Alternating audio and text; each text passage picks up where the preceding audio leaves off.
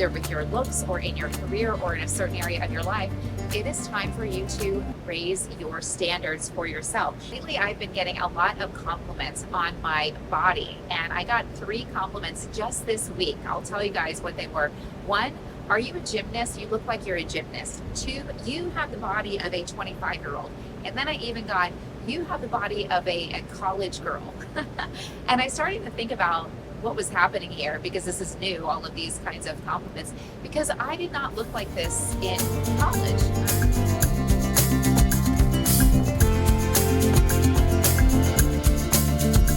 I was at my heaviest a good 30 pounds heavier, even though I worked out every day. I was a long distance runner. I started running when I was young, but I didn't know how to eat right for my body, and I didn't really like how I felt in my body, even though I was trying. But I had higher standards for myself, so I researched. I kept looking. I took it upon myself to take responsibility to figure out how to get myself looking better so that I would feel better. So I read books, I researched online, I asked professionals who were experts in their field, and what drove me to success in my health and in my fitness and feeling better about how I looked is that I applied their advice. It worked. I stuck with it.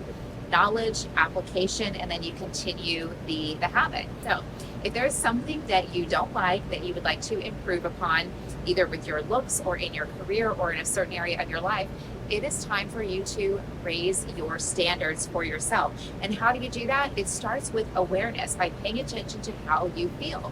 I talk a lot about sitting with the discomfort, acknowledging your problem by focusing on the frustration. And the more you implement this practice of paying attention to your emotions, paying attention to when you don't like something, the faster you begin to create change, because then you're driven to take a different action.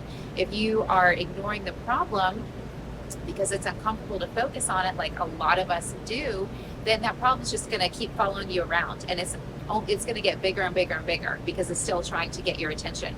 And so when you implement this practice of, I like to call it focusing on the frustration, you take action faster, and then guess what? You don't stay uncomfortable for as long. So with your physical body, for me, for example, I notice the instant my jeans feel a little bit too tight, a little bit too snug. So maybe I gained a pound. Well, I'm going to pay attention to that to get myself back on track so that I stay where I am comfortable. And then if I want to be even more comfortable, I'm going to raise my standards to take it to that next level.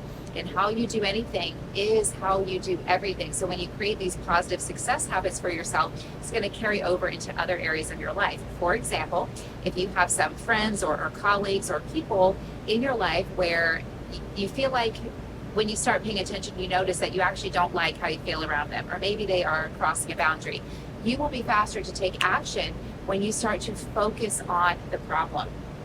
So sit with the discomfort, pay attention to your emotions, what feels right, what doesn't feel right, so that you can course correct, you can raise your standards, and then work toward that new goal. And then once you get there, the great thing about goals, well, I think it's great, is that they can be and often are moving targets. It's just how we keep leveling up, elevating, improving. We get to what we want here, and then we have a new goal that maybe we didn't know what we wanted. So how do you get there? Awareness. Pay attention to what feels good, what doesn't feel good. We've got some sirens now, so it's a good time to stop the video and